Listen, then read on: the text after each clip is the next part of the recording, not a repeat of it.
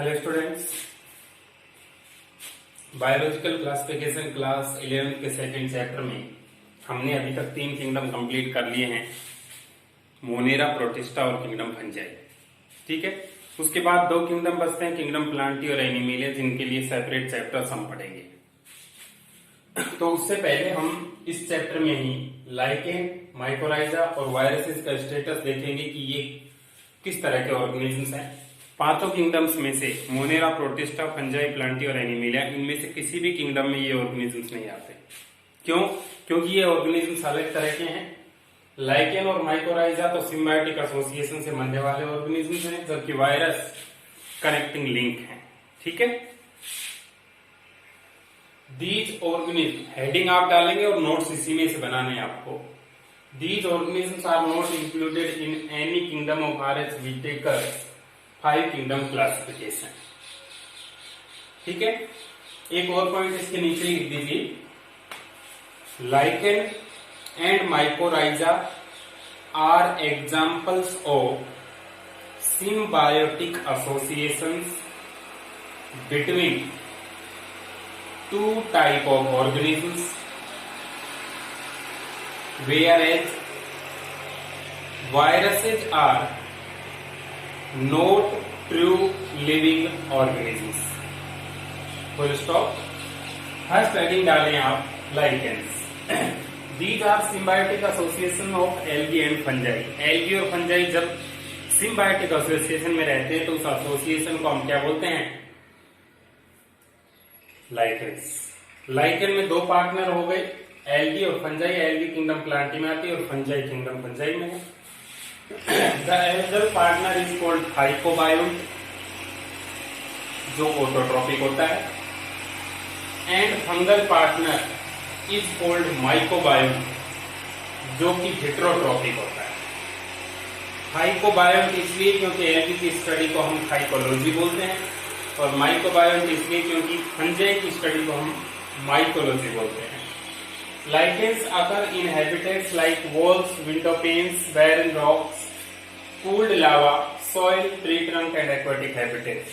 जहां पर थोड़ी मॉइस्चर प्रेजेंट हो वहां पर ये मिलती हैं। Lichens very in colour like orange, brown, dark brown, grey, yellowish, green etcetera, अलग अलग कलर्स में है। टोटल लाइकेन का 95% पार्ट तो फंजाई होता है जो हेटेरोट्रॉपिक है, और 5% पार्ट एल्गी होता है। दोनों एक दूसरे की हेल्प करते हैं, एक दूसरे को बेनिफिशियल प्रोडक्ट्स देते हैं, और दोनों एक एसोसिएशन में रहते हैं। ठीक है, तो क्या क्या प्रोडक्ट्स देते हैं एक दूसरे को? इन द म्यूचुअल और symbiotic association both play different roles. Algal partner क्या करता है? Photosynthesis, makes food, provides vitamins and other growth substances, nitrogen fixation if algal partner is a blue green algae. अगर एल्गी की जगह blue green algae अगर fungi के साथ association करती है तो वो नाइट्रोजन फिक्सेशन भी करेगी, अदरवाइज 2 फंक्शंस ये एल्गी करती है। इस एसोसिएशन में फंजाई का क्या रोल है?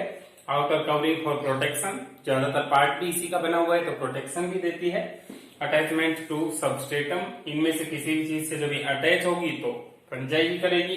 Protection against the harmful radiation, harmful radiation से बचाने का काम भी यही करेगी। ठीक है, तो यह है लाइकेन्स के बारे में। लाइकेन, उसके बाद माइकोराइजा। माइकोराइजा आपको पता होगा शायद, हायर प्लांट्स वो है जो लेट इवॉल्व हुए थे, जिम्नोस्पर्म, एंजियोस्पर्म। उनकी रूट्स के साथ फंजाई के एसोसिएशन को माइकोराइजा बोलते हैं। नेक्स्ट टॉपिक है। ठीक है, तो आप इसी फॉर्म में नोट्स बनाएं।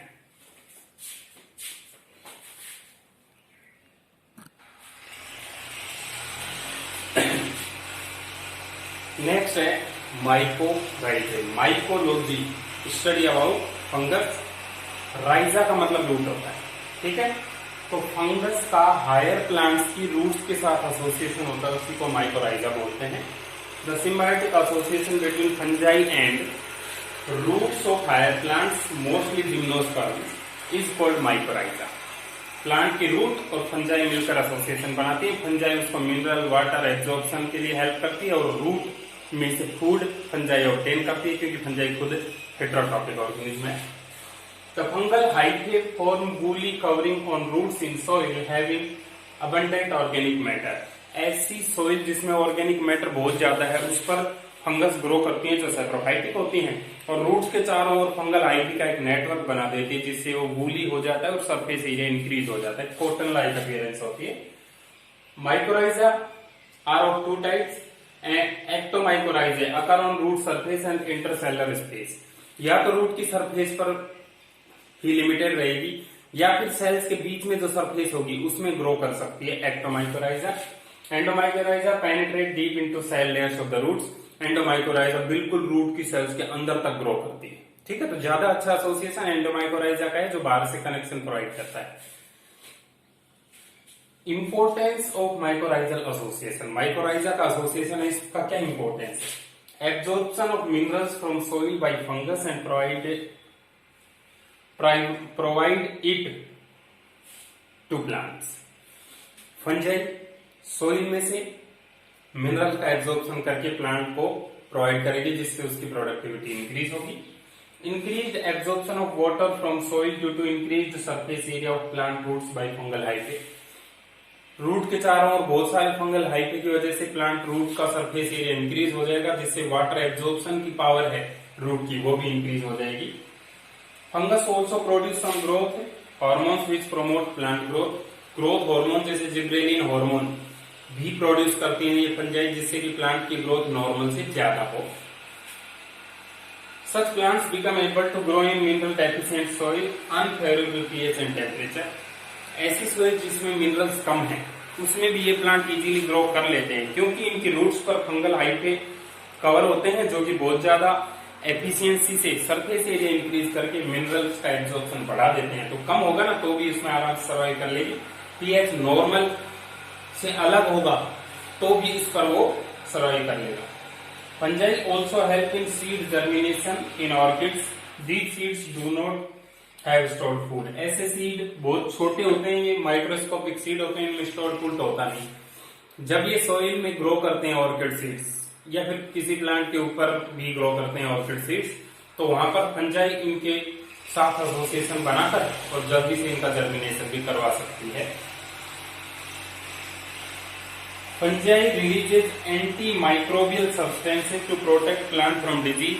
फंजाई क्योंकि फंजाई से ही पेनिसिलिन एंटीबायोटिक भी बनती है जो बैक्टीरिया को किल करती है, तो फंजाई ऐसे सब्सटेंस भी रिलीज करते हैं जो उस प्लांट को डिजीज से बचाएगा तो उस प्लांट की प्रोडक्टिविटी इंक्रीज होगी। ये सारे काम फंजाई करता है, इसके बदले में प्लांट से कुछ फूड लेता है, बाकी सारा एडवांटेज ये प्लांट को। ठीक है, तो माइकोराइजा में इस तरह से आप नोट्स को कॉपी करें। नेक्स्ट टॉपिक पढ़ते हैं वायरस। लिखें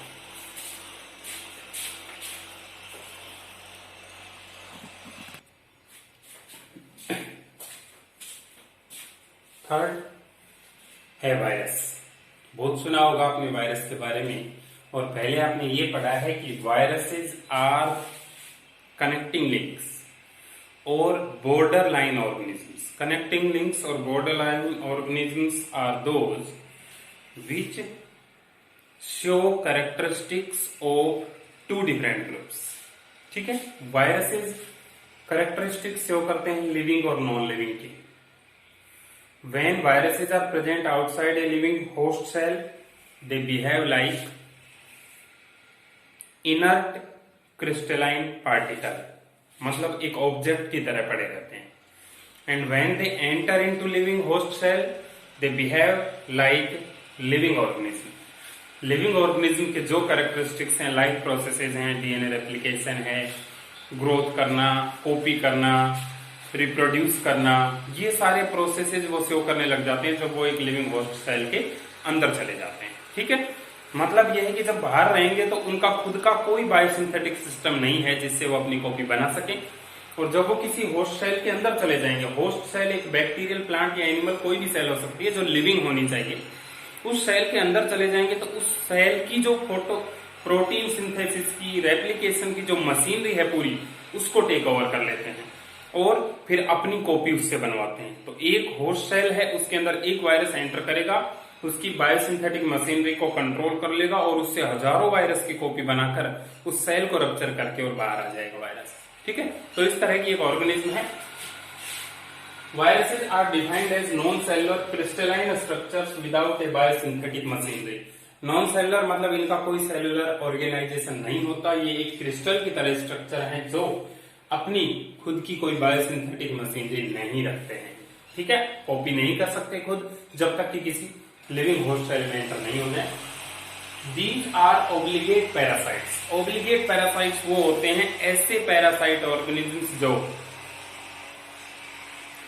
एक लिविंग होस्ट सेल के अंदर ही अपना सर्वाइवल रख पाते हैं, बाहर तो वो सर्वाइव करते ही नहीं एज ए लिविंग ऑर्गेनिज्म, वो होते हैं ऑब्लिगेट पैरासाइट। और फैकल्टेटिव वो करते हैं जो नॉर्मली किसी बॉडी पर प्रेजेंट है, लेकिन अगर वो बॉडी नहीं हुई तो भी वो सर्वाइव तो कर जाएंगे, लेकिन वायरसेस तो ऑब्लिगेट है जो सर्वाइव ही नहीं कर सकते। Which enter host cell, a living plant, animal और bacterial cell, take over the machinery to replicate themselves and kill the host cell. किसी लिविंग होस्ट सेल में एंटर करेंगे, उसकी मशीनरी को टेक ओवर करेंगे और फिर अपनी बहुत सारी कॉपीज बनाकर उस सेल को डेड कर देंगे, किल कर देंगे, जिससे कि वो उससे बाहर निकल जाए। Name virus given by Lewis pasture, venom और पॉइजनस फ्लूइड। लुईस पास्चर ने सबसे पहले बताया था कि वायरस एक जहर है, एक पॉइजन है, या फिर बोल सकते हैं एक पॉइजनस फ्लूइड है जो कि इन्फेक्शन कर सकता है।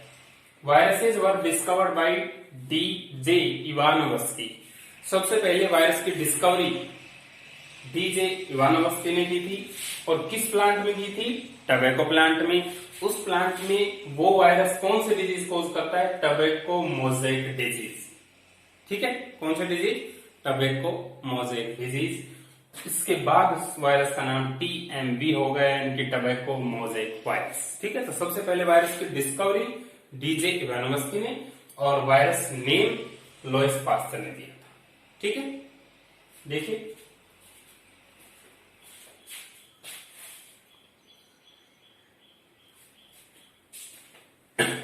उसके बाद MW विजेरनेक कॉन्टेजियम वाइवम फ्लूइडम, ये स्टेटमेंट MW विजेरनेक ने दिया था, जिसका मतलब है इन्फेक्शियस लिविंग फ्लूइड। वायरसेस क्या है? इन्फेक्शियस लिविंग फ्लूइड है। उन्होंने क्या किया, जिन टबैको के प्लांट्स के अंदर वायरस का इन्फेक्शन था, उनकी लीफ को लेकर एक्सट्रैक्ट बनाया, जूस बनाया, और उसको फिर हेल्थी प्लांट्स पर डाला तो उनमें भी इन्फेक्शन फैल गया। MW Wizernek demonstrated that extract of the infected tobacco plants could cause infection in healthy plants. Healthy plants में भी infection कर सकता है। WM Stanley showed that viruses could be crystallized and crystals consist largely of proteins. Viruses का crystallization किया जा सकता है, और जो क्रिस्टल्स हम बनाते हैं उनमें मेन पार्ट प्रोटीन का होता है। इसका मतलब वायरसेस की स्ट्रक्चर में प्रोटीन की कवरिंग होती है बाहर। Size varies between 0.02 to 0.2 mm and shapes में भी spherical, cuboidal, helical, polyhedral etc. बहुत सारी शेप पॉसिबल हैं वायरसेस की। ठीक है, तो अब ये हेडिंग होगी स्ट्रक्चर ऑफ वायरसेस, वायरस की स्ट्रक्चर। वैसे हम वायरसेस की स्ट्रक्चर अब हम नेक्स्ट लेक्चर में पढ़ेंगे, थोड़ा बहुत मैं बता देता हूं। Viruses are nucleoprotein. न्यूक्लियोप्रोटीन का मतलब ये है कि न्यूक्लिक एसिड प्लस प्रोटीन। अब न्यूक्लिक एसिड आपको पता होना चाहिए, डीएनए और आरएनए को ही बोलते हैं nucleic acid. Deoxyribo nucleic acid, ribo nucleic acid. तो ऐसे एसिडिक पार्टिकल्स, ऐसे एसिडिक मॉलिक्यूल्स जो कि न्यूक्लियस के अंदर होते हैं, उनको न्यूक्लिक एसिड्स बोलते हैं। तो वायरस दो चीजों से बना हुआ है, डीएनए या फिर आरएनए में से कोई एक प्लस प्रोटीन। तो स्ट्रक्चर ऑफ वायरस में क्या होता है, जो बाहर की कवरिंग होती है वो तो प्रोटीन की बनी होती है, और उसके अंदर होता है इसका जेनेटिक मटेरियल जो डीएनए या आरएनए हो सकता है। दोनों डीएनए और आरएनए एक साथ नहीं हो सकते।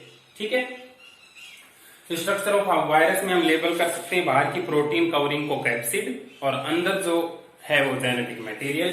कैप्सिड एक प्रोटीन है, प्रोटीन छोटी छोटी रिपीटिंग यूनिट से मिलकर बना होता है वो कैप्सिड, जिसको हम कैप्सोमियर बोलते हैं। ठीक है, तो ये सारा स्ट्रक्चर के बारे में हम बाद में डिटेल में स्टडी करेंगे। लास्ट लेक्चर होगा, इस चैप्टर को कंप्लीट करेंगे। तो आप ये समझ लें कि इस लेक्चर में हमने लाइकेन, माइकोराइजा और वायरसेस पढ़े हैं, जिसके नोट्स आपको इसी में से बनाने हैं, मैं सेंड नहीं करूंगा आपको। ठीक है, तो अच्छे से पढ़ें, लर्न करें बहुत सारे साइंटिस्ट और उनके कंट्रीब्यूशन के बारे में, और अच्छे से रिवाइज करें। ओके, ये चैप्टर नेक्स्ट लेक्चर में कंप्लीट होगा। उसके बाद एक नया चैप्टर प्लांट किंगडम का, इससे नेक्स्ट हम स्टार्ट करने वाले हैं। सभी रिवाइज करें, टेस्ट में बिल्कुल रेस्पॉन्स नहीं आ रहा है, बहुत कम बच्चे टेस्ट दे रहे हैं। अगर आप ईमानदारी से मेहनत नहीं करेंगे तो आपका सब्जेक्ट वीक रह जाएगा, तो ऐसा बिल्कुल नहीं करें अपने लिए आप। तो test, return work, learning work सब परफेक्शन के साथ करें। अपने घर पर आप फ्री हैं, टाइम आप टीवी देखने को, मोबाइल देखने को भी दे सकते हैं और पढ़ने को दे सकते हैं, कितना टाइम आपके पास। ठीक है, तो सभी पढ़ें। Okay, thank you.